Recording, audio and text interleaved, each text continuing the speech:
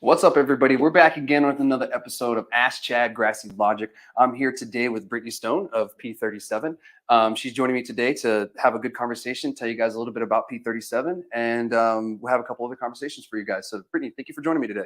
Nice to be here. Nice for you to be here as well. So, yeah, we've met before, a couple of times before, and, we kind of tell the same message and everything. So it's really great. I just wanted to, say that beforehand because there's not many people in the industry nationwide that really touts the same information sometimes, and it's kind of frustrating. So when you meet other people on the same level as that, you're like, oh, thank God. Yeah, I think I found you on Instagram and I saw your stories and I was like, oh, this person is New Mexico. Thank goodness there's another person here. So I'm always trying to spread that education and really the science and just be a good steward of this plant. So it's nice to find other people who align with me there. Yeah, because there's a lot of bro science out there, and we're still learning about this plant. So I mean, I hate to be rude, and stop us there, but could you give the audience a little bit about who you are and everything? Yeah, so my name is Brittney Stone. I've been in New Mexico for a little over a year and a half now. I moved to kind of start something in the recreational market here, and I started with Dreams, and now I'm with Prohibition 37. And that's been really exciting. I really enjoy the New Mexico market, honestly.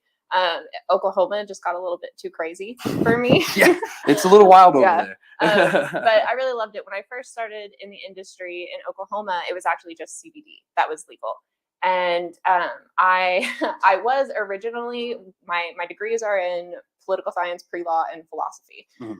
When it came time to either choose law school or grad school for philosophy, much to my parents' disdain, I chose to go to grad school for philosophy. I was about 2 years into that when I found out what philosophy professors make, and I thought we better find something else to do. And so I kind of left grad school with zero plan and ended up I knew I really liked philosophy and I liked cannabis and I liked video games, so I wanted to make a career out of one of those three things. So I tried GameStop for a while. That was not it. I sold life insurance for a weird stretch and ran a sales team. That was interesting. So I started to get some retail and some sales team running experience from those things, and got a call from somebody and was like, hey, we're going to start a CBD shop. Do you want to run it? And I was like, I don't know what CBD is, but sure. Cool. Oh, wow. Yeah. I was like, is it related to cannabis? Okay. Yeah. So I just really took a deep dive into that. And that was the end of 2017. And then before I knew it, a couple of years later, we had 129 CBD stores nationwide and 41 dispensaries in Oklahoma. And so I just kind of got thrust headfirst into the industry.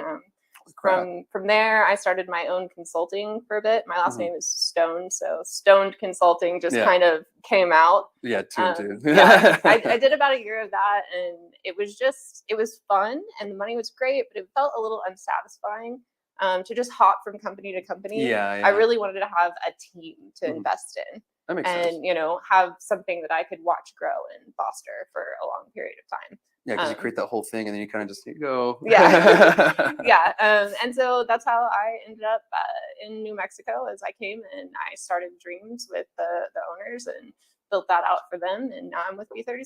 Nice. So you're a transplant, like some other people in the state, as they like to say. Yes. Yes. I think I'm going to stay for a while though. Nice. New Mexico's really grown on me. Nice. I really did not understand the chilies thing when I first got here.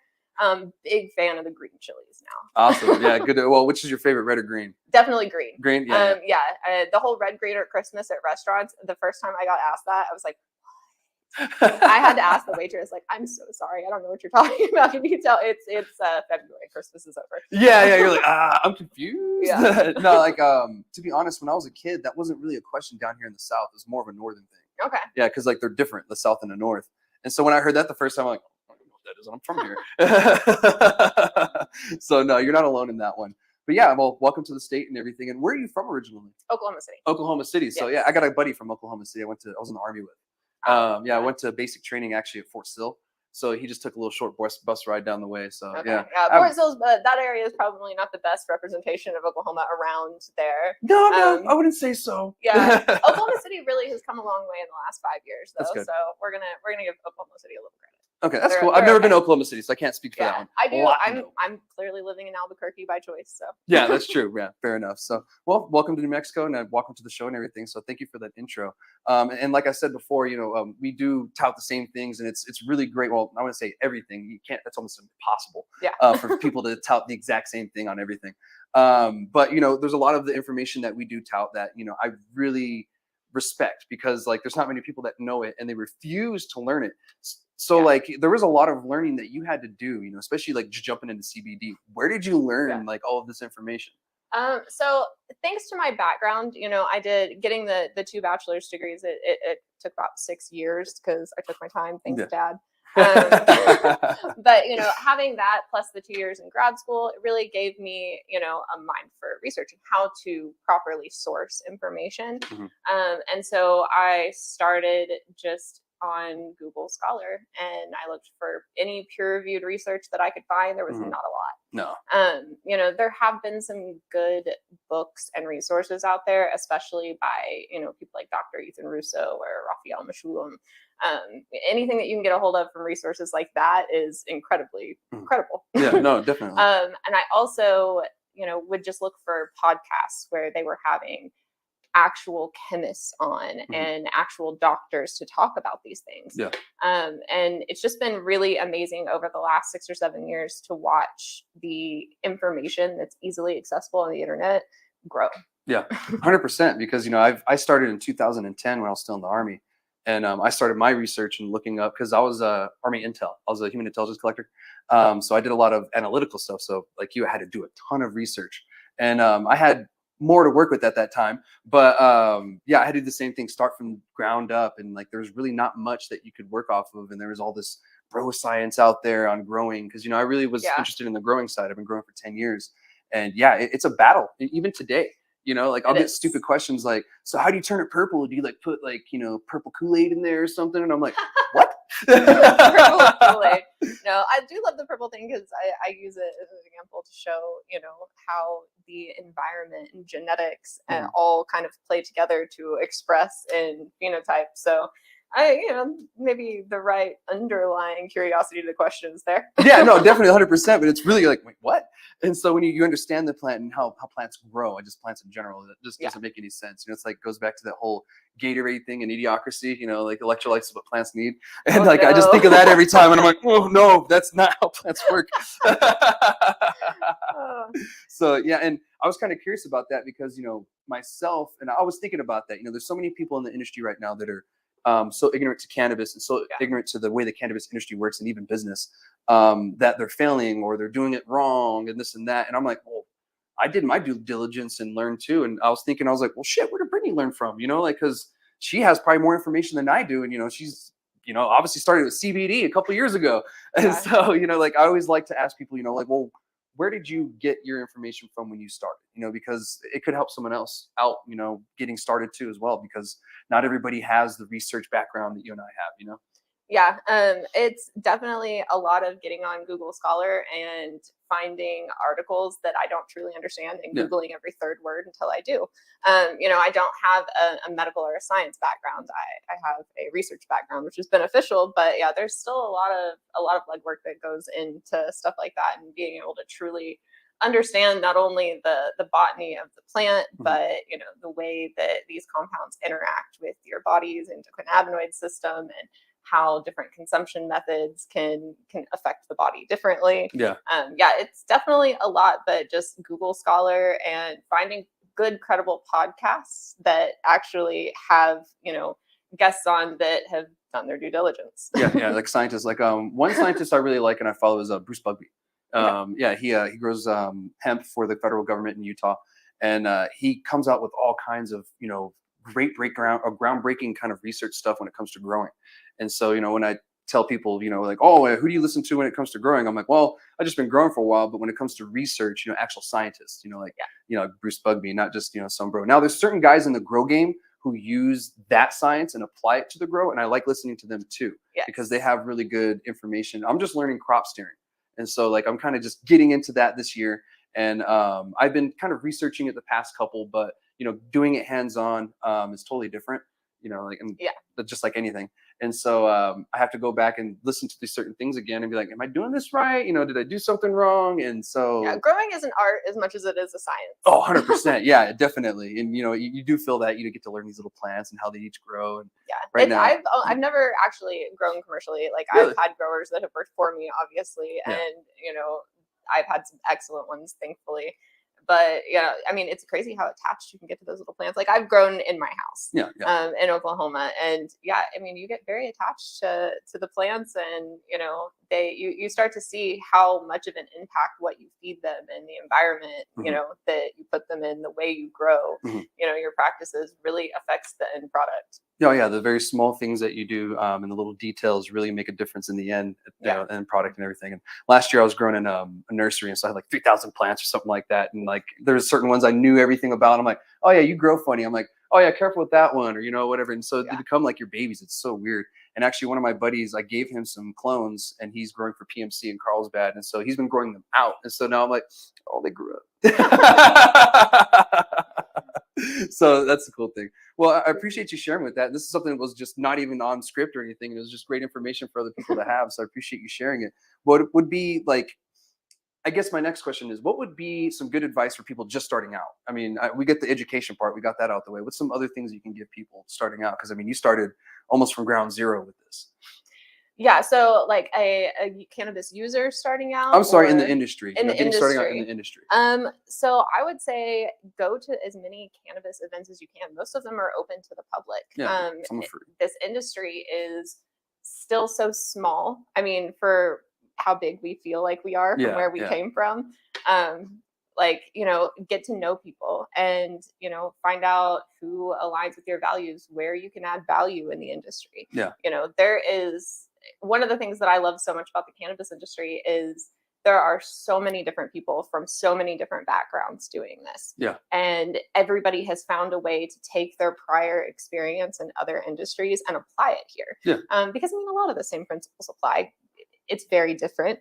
Selling a federally illegal substance and 100%. Everything that comes with that, along with a psychoactive substance, But just get to know people, find out where your past experience could help fit into the industry, and pick up a couple books, listen to a couple good podcasts, really understand the different aspects of the industry, from extraction to growing to purchasing to retail, things like that. 100%, because it shows when a lot of people, especially here in New Mexico, don't have that. And you go into the shop and you're kind of like, oh, this doesn't seem right. This feels weird. And so it shows. But and that's some great information, and some great tips. Because if you're just starting out, I've been there before. You don't really know where to start. You're just kind of like, well, I have this desire, but this desire is just that, and I don't know where to start. And so I really appreciate you sharing with everyone with that, because some people just get really overwhelmed with it and then they just stop, or just they don't want to do it. And who knows, they could have been the next best cannabis business person in the industry. They just got discouraged because of something. So what are some tools that you've used learning, other than, like you said, Google Scholar? And I wanted to tell everybody about Google Scholar. What Google Scholar is their version of like official like studies and stuff like that. So it's like scientific. So it's not just a Google search. Like a Google search will just land you articles sometimes. Maybe every now and then, if you get lucky, you'll find a real actual research paper. But these are like legitimate research papers. And so do they have the ones that haven't been peer reviewed or anything like that? Yeah, so you do have to be careful, and like you want to look for peer reviewed studies, but also this is cannabis, and we're so new into the research that, I mean, even a lot of questions that I have, I can't find definitive answers to. That's why I'm so excited to work for an actual physician who I can bug with all of my questions. Yeah, and they can just answer, because I didn't. We'll get more on him, because I did meet him in Sunland Park, and he had a really good information for the city council down there, and I was blown away. I was like, oh, you're the most informative guy probably in the industry. Yes. So it's really relieving to see that and everything. Where do you see New Mexico, or where do you hope to see New Mexico going in the next few years? Because I know you said that, you plan to stay here for a little bit. Yeah, I do.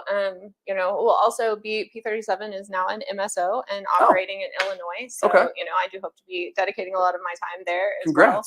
But I'm thinking, maybe summers in Illinois and winters in New Mexico might be the ideal. Sorry, what was the question? Well, thank you for sharing that, by the way. That's actually good to know. And, Congratulations. Oh, where the New Mexico industry Yeah. is Where do you think going. it's headed? So I see a lot of the same problems that I saw in Oklahoma, unfortunately, with the whole race to the bottom on pricing, and it is a bit oversaturated. Yeah. I hope to see the growers and the manufacturers and the dispensaries in New Mexico start to kind of hold a hard line on like, hey, prices can't fall so low that we're trying to sell quality pounds for less than it takes to produce them, because there is a cutoff there. It does take so much to grow a quality pound of cannabis, and the flower is where everything in this industry starts. And so really, I hope that we can kind of collectively stop this whole just cutting each other down on price, because at the end of the day, not only do the businesses lose, and we're already at a huge disadvantage for things like 280E and just, all of the banking regulations, but the consumer loses, because eventually businesses will start cutting corners, and then those that are starting to cut corners and maybe not do things with the highest amount of integrity when it comes to the plant are going to be the winners, because their bottom line is easier. 100%. And, we're seeing that like right now, real time in California, the people that are struggling with the 280, and only 30% of the cities can sell cannabis to start out there. So that's where they messed up to start with. But their taxes are so ridiculous in California. The only way they can make it is being on the traditional market really as well, doing both. And, the 280E just kills everybody to start out with, because that tax is just ridiculous. It's pretty much an extortion tax.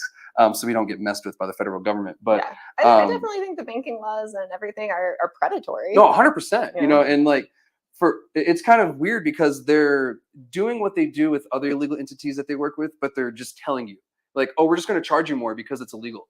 Instead of like, oh, we just have to charge you more. Why? We just have to charge you more. Instead of like, being under the table, they just blatantly tell you it's illegal. So, this is your charge. And that's what sucks. And I hope that changes. And while you're here, how do you feel about the HHS coming out with, the Schedule 3 changes from 1 to 3? So, I mean, I think a reschedule is the next best thing to a deschedule. But I mean, it definitely makes more sense what they're asking for than what we currently have now.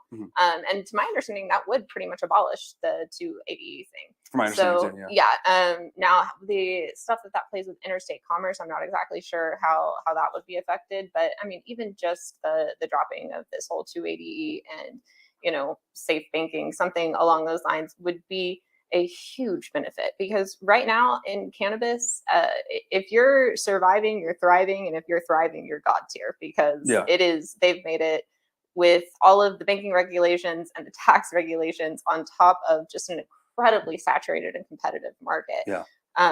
They've made it really hard. They have, and it's a harder industry than I think than most other industries that there are out there. And the closure rate for retail establishments are pretty high. I think they're along the same lines of restaurants. Like opening and closing. So, I mean, if you're out there, if you see a bunch closing down, it's probably good for our market, because we're so overly saturated, unfortunately to say that. But that, I think, was the idea when we first went into this, was allow everybody to go in. Everyone has a low whatever bar to get in. But what ended up happening is oversaturation, because we weren't ready. And this is something that I touted before we even went legalization. I said, we're not ready for legalization. I hope you guys know that. We are not ready for this. We don't have enough growers. We don't have enough retail establishments, because at the time we had 30, 34, I think, companies. And so now there's a dispensary for every 1,200 adults over 21 in the state of New Mexico. That is an interesting stat. I just did that math yesterday, because I was on the New Mexico regulation license department website, like just kind of looking at the market overall. I appreciate that they put all of the sales data on there and everything in full transparency. And I just kind of quickly, I Googled, the population of New Mexico over 21, and then looked at how many dispensaries, and I was like, wow. That's a lot. Yeah, that's a lot. And we do see it kind of slowly going down. Like the number kind of has stayed the same like the past couple months, but I think it is the ones that are shutting down are being replaced by the ones that are opening. And so it's kind of like this, thing for now. And until we hit that real drop, which I don't see happening for another few months. But if they do reschedule this year, I see it happening quicker.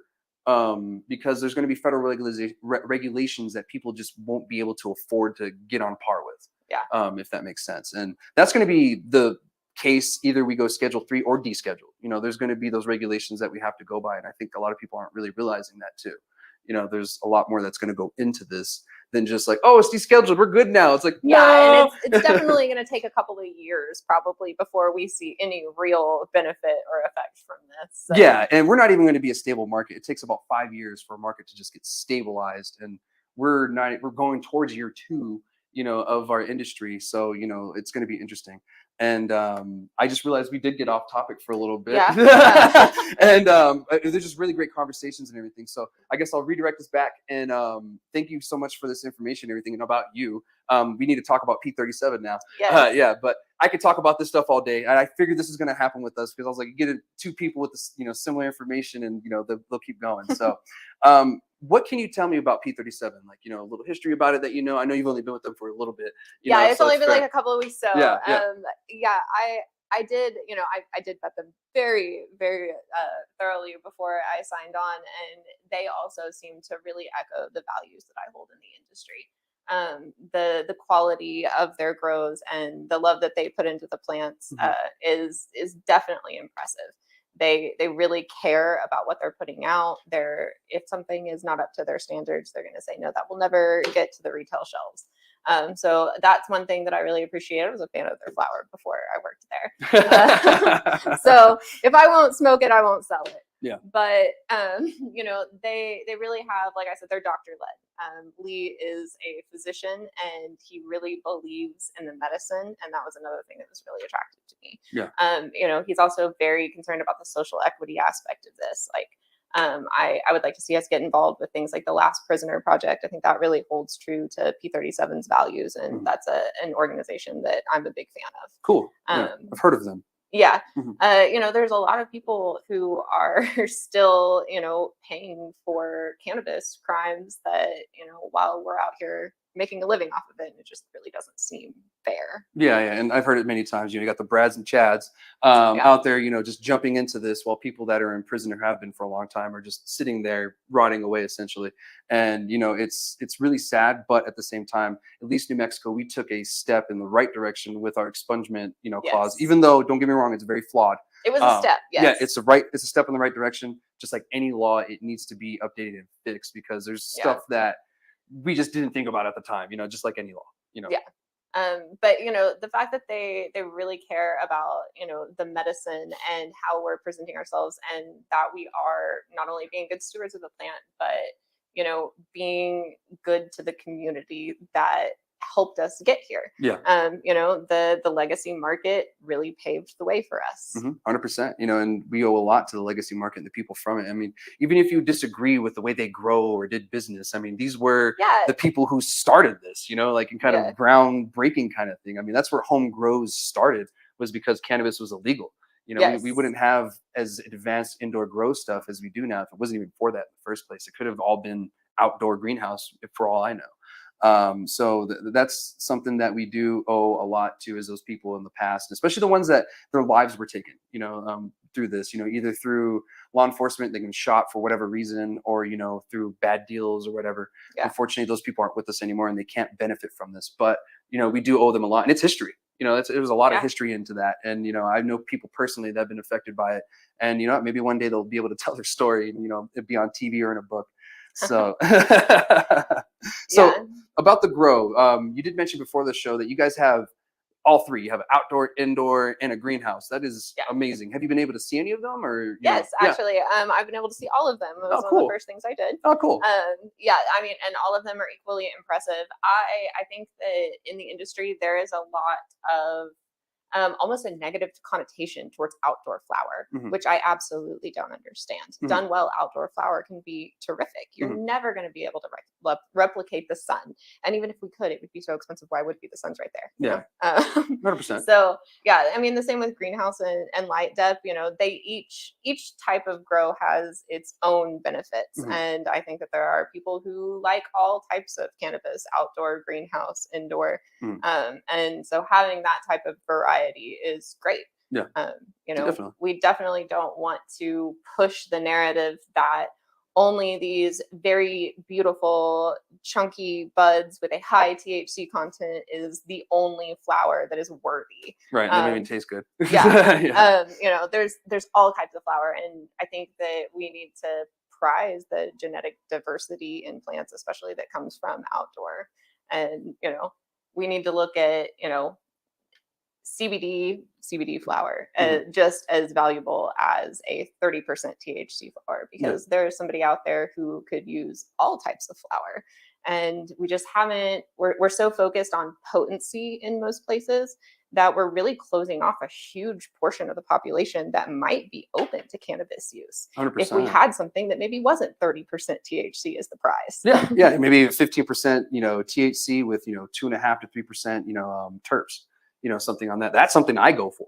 If I see something with 2 to 3% terpenes, I'm buying it. I don't really care what the THC levels are on it. Yeah, and people equate that like stonier feeling to that high THC. And really, I mean, in my personal experience, I have just as much of that euphoria feeling on a cultivar that has, 17% THC and 2% terpenes. That does it for me.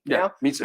Just as much as a 30% THC. Yeah. And I'm gonna keep coming back because it tastes so good. Yes. And like I know when it's good when I subconsciously stop and go, and then I have to stop myself. I'm like, oh, that must be good weed. Yeah, I wish more people would experiment with different types. And like, I'm a big fan of keeping a dosage journal. Oh, cool. Because our own endocannabinoid system is constantly fluctuating. And so the way one cultivar hits you one day, it might not hit you the same the next day. There's so many different factors to how these are interacting with our bodies and the feelings that we're getting. Jot down like, hey, this cultivar that I smoked had this % of myrcene in it, and it really put me to sleep. Yeah. Like, those types of things matter, like keeping track of it for yourself. It's not like a pharmaceutical where you take 800 milligrams of ibuprofen and you're good. Pretty much everybody will feel the same on 800 milligrams of ibuprofen. Right, because cannabis has so much of that variability from person to person, and how these terpenes are going to interact with our system, how these cannabinoids are going to interact with our system. It's just a good idea to keep track for yourself what works for you and what doesn't. Yeah, and we were talking before, there's just many variances in between, even the same cultivar can come from the same or different breeders, and it's something totally different in the phenotype. Yeah. And we've all ran into that, and one reason for that is because our genetics in cannabis are like 60 years behind regular agriculture, genetics. Yeah, it's there's crazy. been zero genetic accountability in cannabis. Like, up until recently, you got a seed, you grew it in your closet, you didn't say anything to it's anybody. like, we're good. Yeah, it grew it, pop. I'm fine. There was no genetic testing and really a good track of genetic lineage. That's why everything's a hybrid now. Yeah. 100%. Yeah, there's no really in the United States land race or like a pure indica or sativa, and that doesn't really even exist at this point. And so even I try to, just like you, when someone says, oh, is it indica sativa, I'm like, I don't know. I just tell them, I'm like, I don't know. It makes me feel like it would be a indica feeling, but that's more or less probably the terpenes giving me that feeling versus the indica or sativa side of it. And I think for a long time it was just a misconception because we didn't know much about the plant. We're still learning so much. We're learning how these terpenes affect us still, to this day. Like even as we speak, there's research going on with that, probably in Israel. But they're leading it. So that's one thing that I'm really curious to see is like, oh wow, we were wrong this whole time on this indica sativa thing. Maybe it was the same, from a plant, they just grew differently, but it was the terpene profiles or the other compounds inside of it that really made the difference. So, it's that was like a mind-blowing moment for me though, because I mean, I also sativa and indica. Sativa meant uplifting, indica was relaxing, and I couldn't make sense of it for myself based on my just own personal effects when I would smoke something that somebody's like, this is an indica, and I'm like, well, it doesn't say, like, it doesn't feel like you say it's supposed to feel. Why? I think probably the best theory of where those associations came from, I got in a conversation I was having with an anthropologist. And he was telling me, he equated it to kind of like, he was like, how, back in the day, they would look at a walnut and they'd be like, that looks like a brain. It's got to be good for your brain. He was like, I think that maybe this whole like indica sativa thing came from, indica as a phenotype does grow shorter to the ground, like kind of bushy, looks a little sleepy. Yeah. A sativa is much more uplifting, So that I feel like that was a solid theory because there's not really any solid science on where we started associating those things. Yeah. Some people say maybe back in the day, yes, with the actual land races before we got a hold of them and just started interbreeding and caused, what we have now. Yeah, and a bunch of inbreeding as Yeah. well. Then maybe they did have, separate types of terpene profiles that were more dominant, but nowadays that's not something that you should shop for. No, I agree. Yeah. And that's something that P37 really, prides himself on, right? Is we're not going to sit here and tell you it's the indica sativa thing. Because usually it's just some dude in the back named Steve smoking it and telling you what it made him feel. And that's what the they most put down dank. Yeah. Oh, this is dank, bro. It made me feel like sativa. Okay. And so they put that Yeah. down. That's normally what happens these days. So I wouldn't go off of that. Just go off of what works for you. And not just what says on a package. Because who knows, that blue dream you got may not be real blue dream, or it may not be the same blue dream that you had from that shop downtown, or somewhere else. So yeah, keep it that just in goes mind. back to the genetic accountability Mhm. of the plant. These cultivar names, there's no regulation on Yeah. what you can call blue dream and Yeah. what you can't call blue dream. Yeah.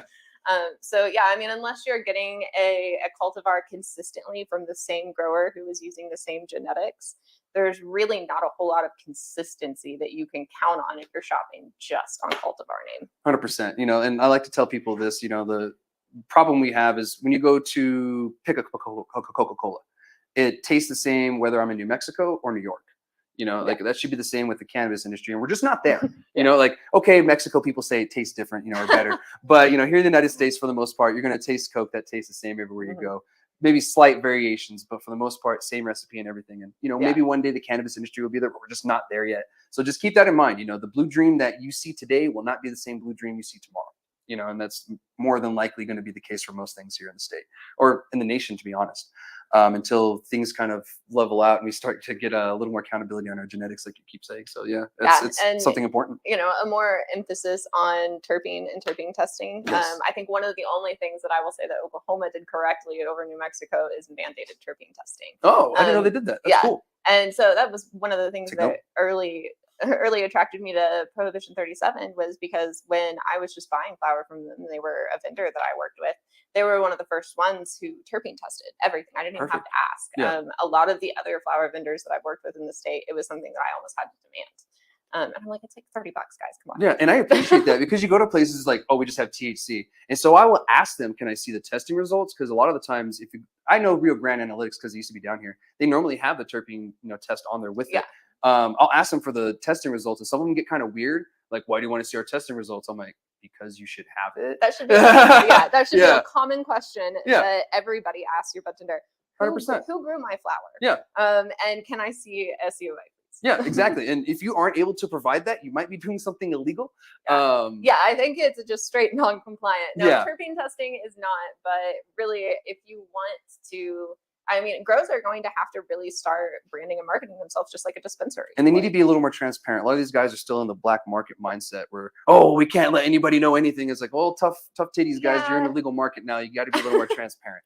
And transparency is always good. Like I was having a conversation with somebody not too long ago about their rosin production, and they kept telling me like, "Oh, it's proprietary." I'm like, "Man, it's heat and pressure.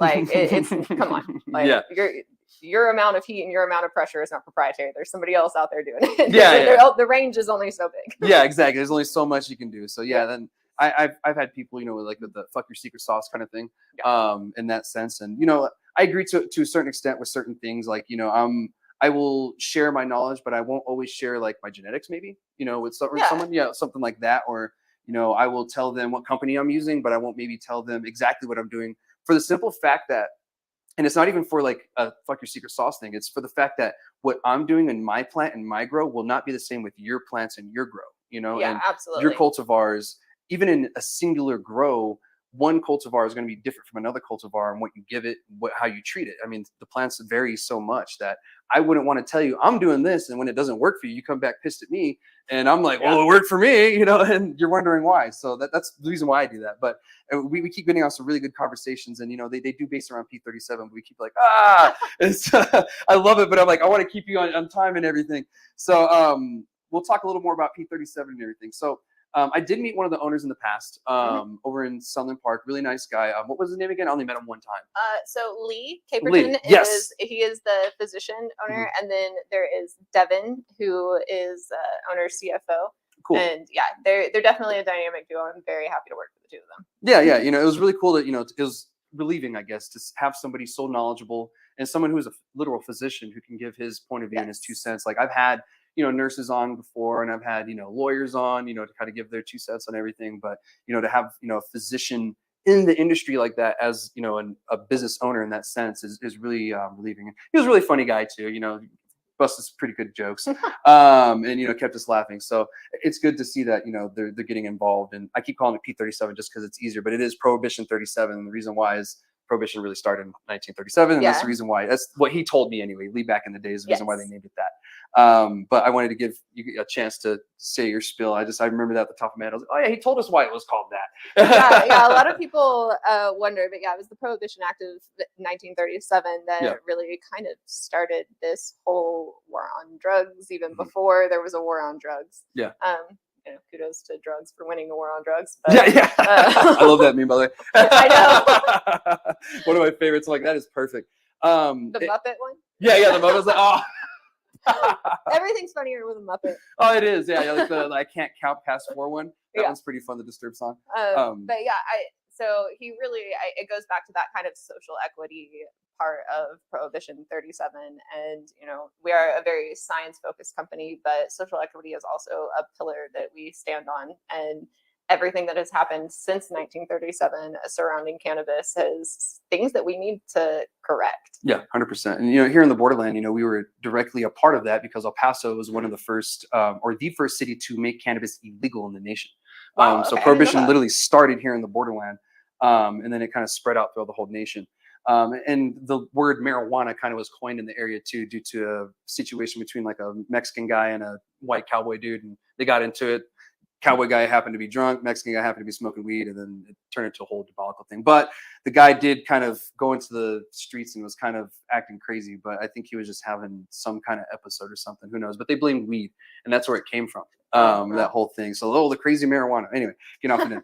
I wanted to say this real quick for my vets. If this sounds familiar, P37, that's because it does. P38, the number above it, that's the can opener we all know in the military. During World War II, the P38 was a can opener for your rations. Okay, so I learned something new today. Yeah, you learned something new. So I always remembered this because of that. And it's just one number down. So if it does sound familiar, I'm gonna think about that. Yeah, now you're like, it's a can opener. I'm gonna be like P37, P38. Yeah, and P37 is a pistol, and there is a couple other military stuff that goes with it. But this does have to deal with Prohibition 37. I just wanted to throw that tidbit out there for my vets that are probably like, that sounds familiar. So, but thank you for sharing that with me. Is there anything that, you know, P37 is involved in with like local communities, and like the communities that they do serve?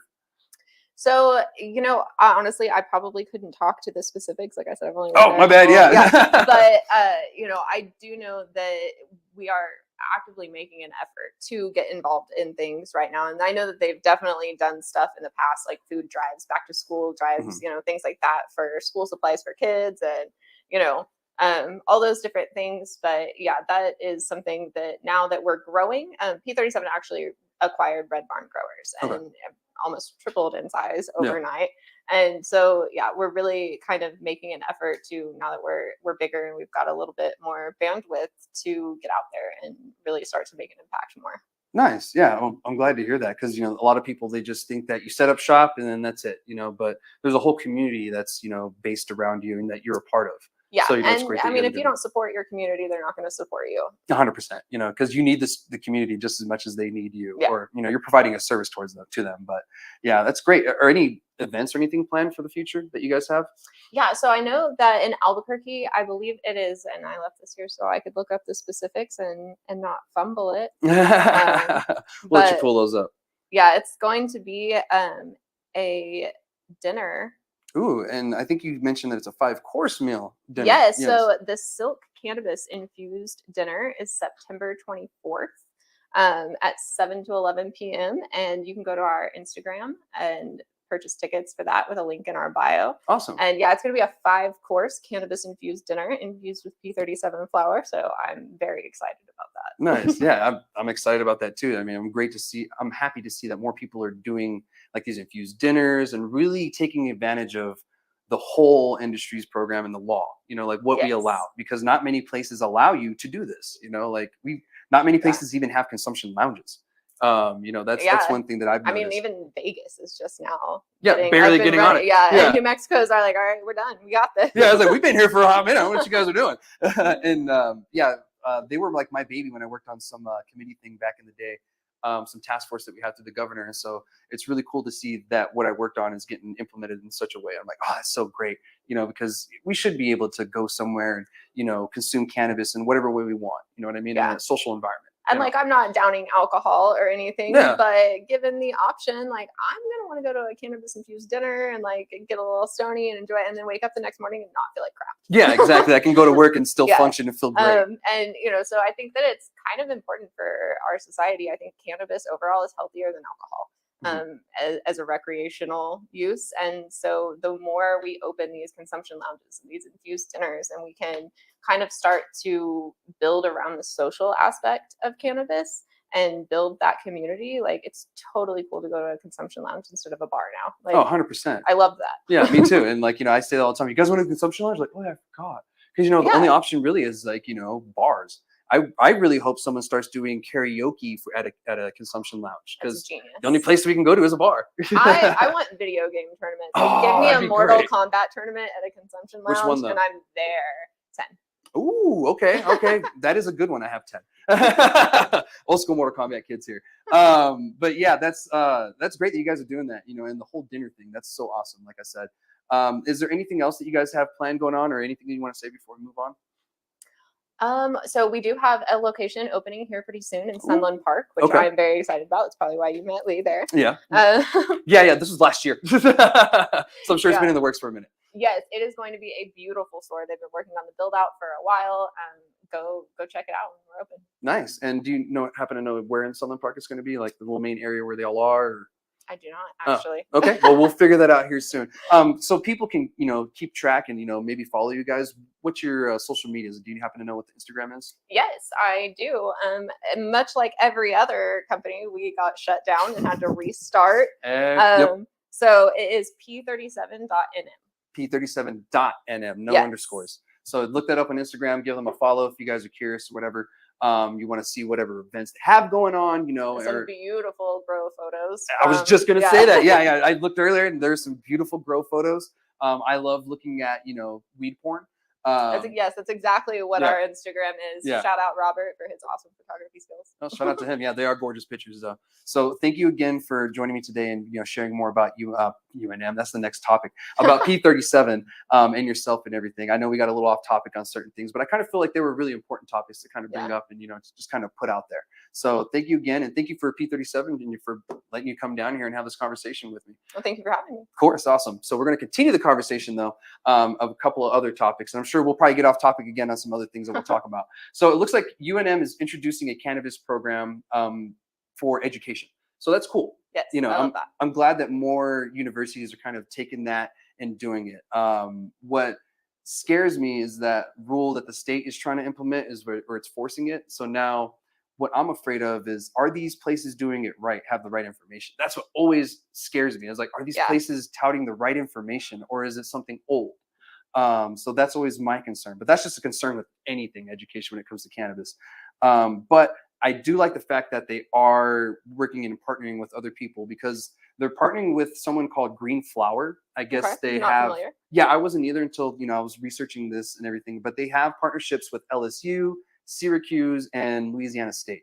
They're in 16 states with 19 different universities at the moment. I had no clue. This is kind of like flying under the radar is what I'm feeling. And so they're really trying to help people with the business part, business management, the medical use part, Compliance, that seems to be a huge issue here in New Mexico. Yeah, I mean, if you read through the laws, like I have a pre-law degree, and sometimes even I'm like, what do they mean? And you got to read it a couple of times. Yeah. Like having somebody just pick that up and try to understand, and not only understand but operate a business on the principles in there is difficult. Yeah, 100%. It is. And, even sometimes when you try to explain it to them, they still just don't get it, because I've tried. There's certain people that just, a lot of doesn't make compliance sense. consultants make a living for that reason. That makes sense. Maybe I should do that. So, but yeah, compliance is a huge issue here. And I feel like, it's just lack of education when it comes to that. Now, I'm not saying people don't know how to run a business, but they might not know how to run a cannabis business. They're kind of different, similar, but different. Like if you're going to be selling, let's say, ice cream, and you want to go to sell cannabis, they're two different things.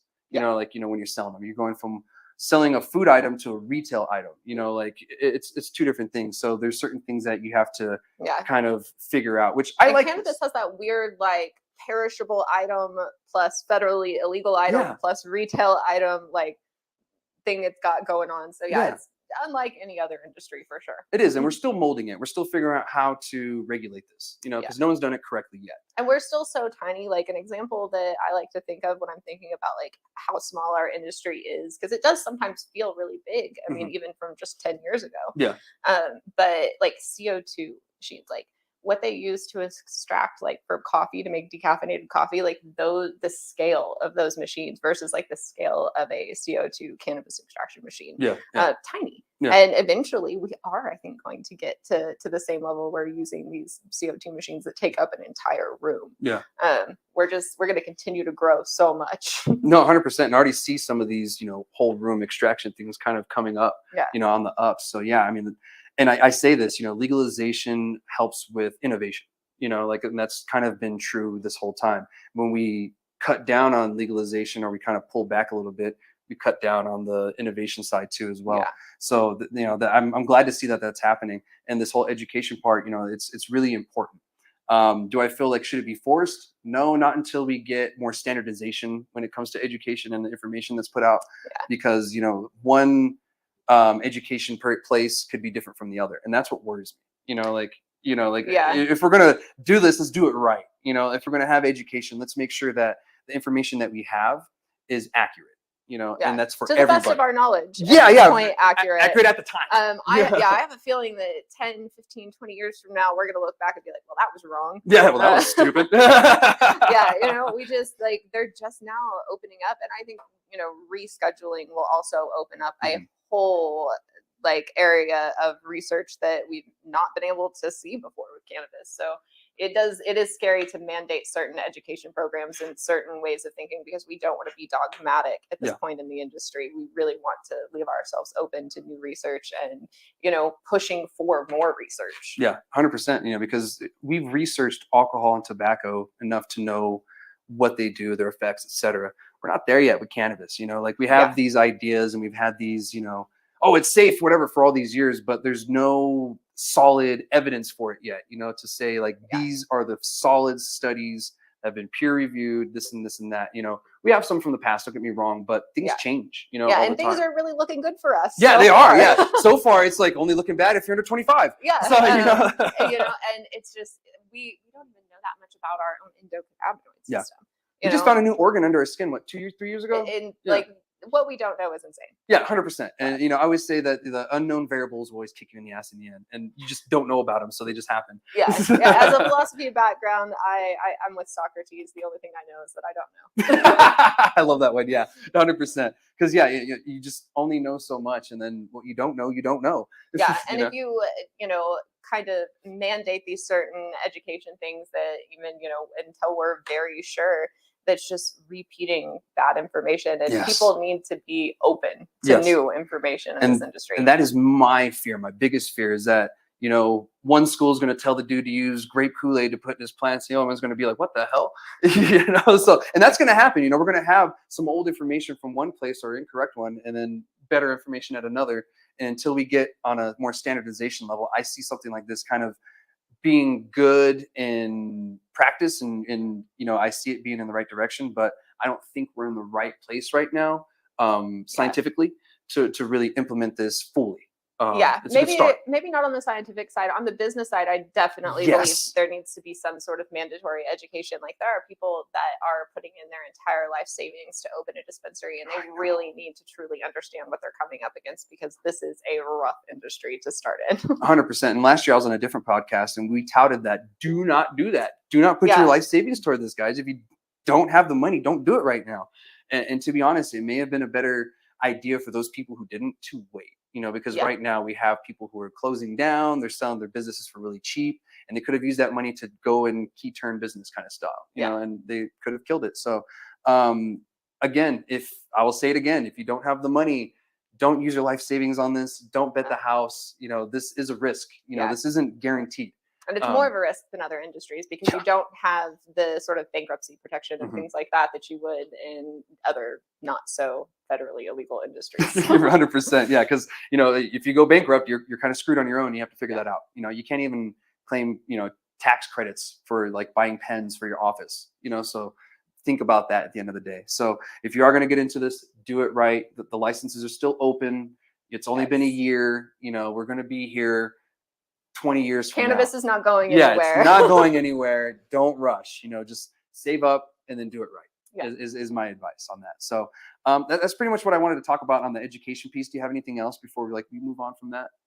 No, cool. Yes, because it was really short and sweet. It's just UNM's working with this company who's education thing, and they're working together to help people. So, one thing I did want to mention on that, they are allowing people to join the program by the end of the week. So you can go to UNM and they probably have something on the website. So this is something that sparks your interest. You have until the end of the week to get into this semester. So I wanted to mention that before we move on. So next topic is going to be sales. So it looks like the state has record sales. And this one's going to be a short one too, because it's pretty cut and dry. We sold $48 million in cannabis last month, and 13 million came from medical, and 34 million came from adult use. Yeah. I'm hoping to see that medical number rise and rise as they, kind of relax the restrictions around, I think anxiety and insomnia are now conditions you can get a medical card for in New Mexico. So hopefully we see that number rise as more people start to get their medical cards and stop paying taxes. I don't purchases. I don't get why people don't get their card. I'm like, dude, stop paying taxes. If you have insomnia or anxiety, stop paying cannabis taxes. You guys hate the government so much. Well, stop paying them taxes, and they're allowing you to do it. You're legally allowed to not pay taxes on this, so do it.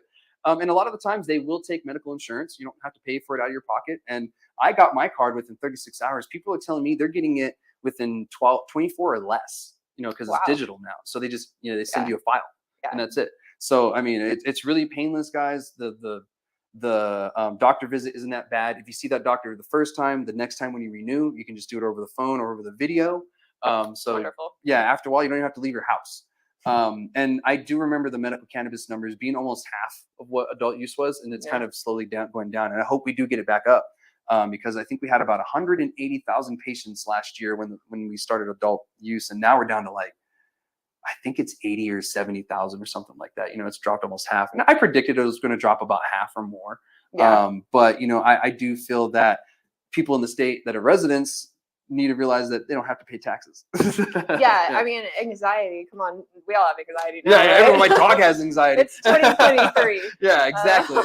And they made it fairly easy to get your card. We went from I think 8 qualifying conditions to now we have plus 20 something qualifying conditions, and your doctor can actually umbrella things. So meaning that's why they added the anxiety thing, because a lot of the people were PTSD was the highest number of cases for our program. And I think the reason why is because they were putting anyone with anxiety or whatever under PTSD, because they're allowed to do that. Kind of like any kind of cancer can go under cancer. So that is good because it shows us more demographics as well, and who's using it, whatever. So I'm glad they did that. But anyway, we're getting off topic again. So I really wanted to say this. We actually increased our sales 18% from this time last year, or August of last year. So our sales of an increase of 18%, which is pretty good. In this article I got it from, they had a lot of really good statistics, so I didn't have to do any math. So the average that we're spending is about $14.90 on the adult use side here in New Mexico, which is about $1 or $2.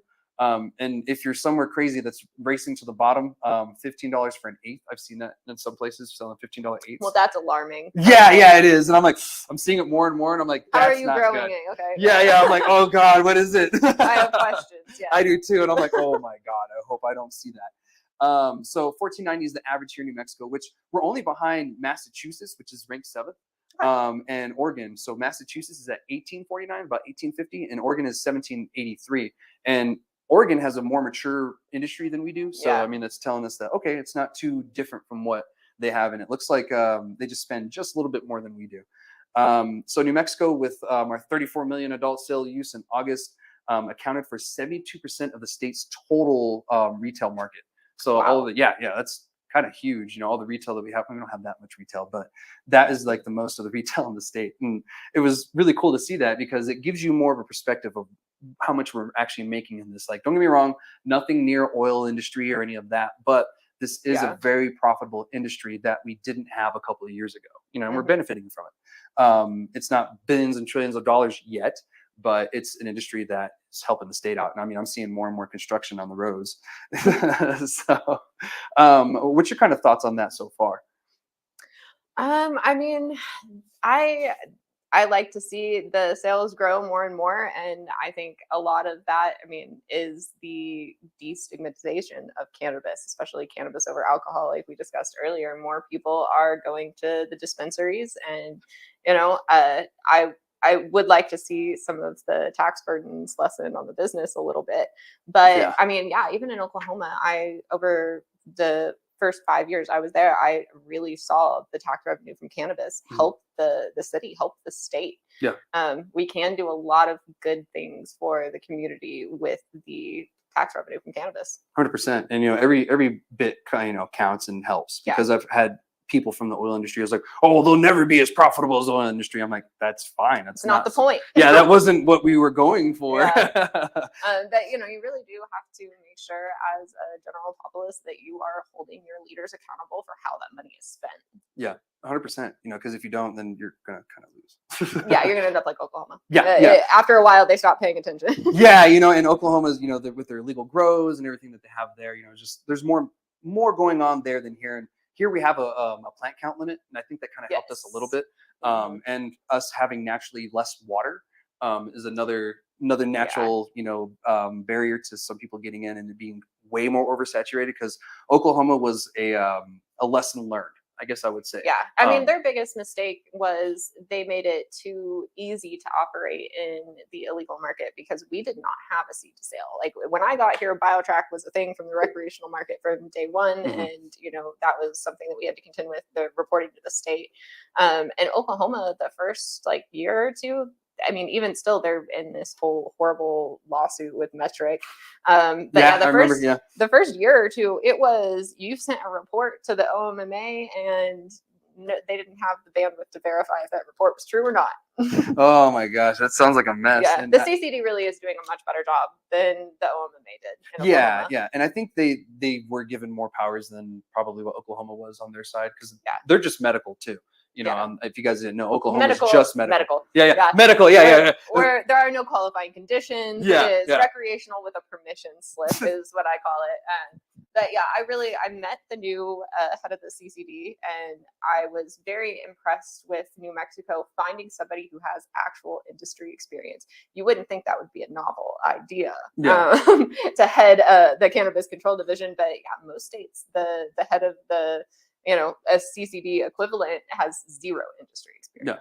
Yeah. And my hopes from that is that they take what they saw in Colorado, where they came from, and they apply what works and not what works for New Mexico, because certain things that work in other states just will never work here in New Mexico. Yes. And I hope that they realize that and don't try to do something that just doesn't work here and is bad for New Mexico, because I've seen that many times when they do that. And that's my only worry. But I am glad that it is someone with industry experience, because that's something that our industry lacks, especially on the regulation part. But I just hope, and good luck to you. I hope that, you do what's good for New Mexico and not something for another state, because it just doesn't work here. Yeah, New Mexico is a very different experience. I thought, I'm coming from Oklahoma. How different could it be? Very. Yeah, very. We're very cliquey. We don't like outsiders, and we have an interesting history. We've been taken over a few times. We were Spain, we were Mexico, now we're America. So, you know, like we've been different things. And so it's for a reason. But yeah, this is really good that the state is, you know, selling more and more cannabis. Obviously, as a lot of you know, a lot of our sales are coming from Texas, especially here in the borderland. Most of our sales, I think over half, come from Texas in this area. Yeah, that wouldn't surprise me. And I think Texas is going to be a long time coming before it's got its own program that's of any sort of use to its residents. So we'll probably continue to see that for quite a while. Yeah, even though they have a medical program, those patients still come over here to get the cannabis. So there's really, it's almost like it's nothing. You know, it's just like just a glorified CBD program is pretty much what that is. Yeah, and it is. It's sad. So hopefully they fix it one day. So that's all I had for that one. I just wanted to update you guys on some numbers and some cool little statistics to kind of give you some visuals in your mind of, you know, really how much cannabis is being sold here in the state. Because it's quite a bit. You know, it's not more than certain other states. Don't get me wrong. Us in Montana are actually doing very well. I read an article saying that, you know, we're you know, behind, you know, these other bigger states, Massachusetts and Oregon and stuff like that. So that's good to see that, you know, Montana has less people than us. I think it's like 1.5 million or 1.1 million people there, and they're killing it too. So who knows? They're probably getting neighbor cells too, though. Yeah. So moving on, this is something that I wanted to bring up today too, and it's something along your realm of the science.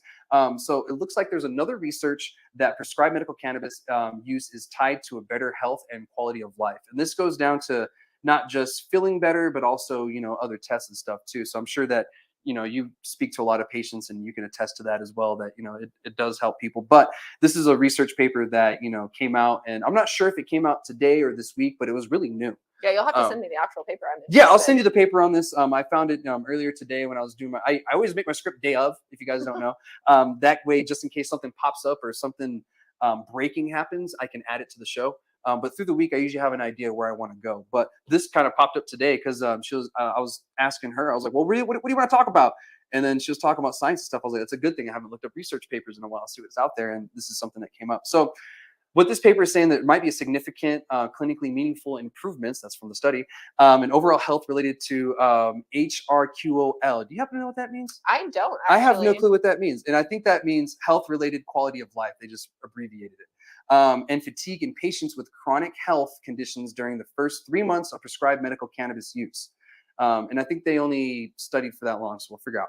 So this happened in Sydney in Australia. So good on you guys. You're doing some research. And I think their country is medical, the whole country. Yeah. I don't think it's state by state like us.